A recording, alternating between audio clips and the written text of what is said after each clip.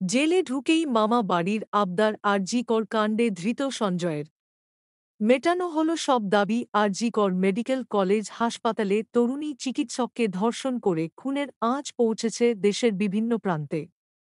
ঘটনার অভিঘাতে উত্তাল গোটা দেশ। এই ঘটনায় ধৃত সঞ্জয় রায় এখন জেলে। তবে তার আবদারের বহর শুনে মাথায় হাত জেল কর্তাদের। গত ৯ অগাস্ট আরজিকর হাসপাতালের সেমিনার হল থেকে উদ্ধার হয়েছে এক চিকিৎসকের রক্তাক্ত দেহ।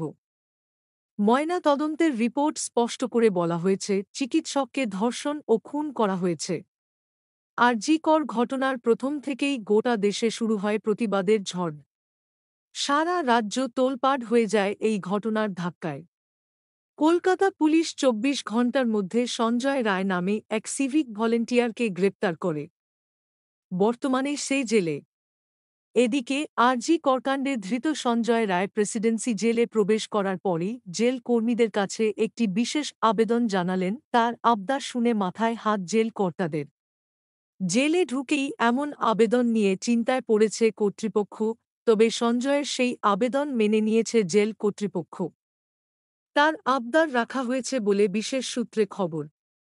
সঞ্জয় বলে, জেরায় জেরায় আমি ক্লান্ত, আমাকে খেতে দিতে হবে না, শান্তিতে একটু ভালো করে ঘুমাতে দিন। সঞ্জয় রায়ের এই আবেদন জেলের কর্মীদের হাতজোট করে করা হয়েছে।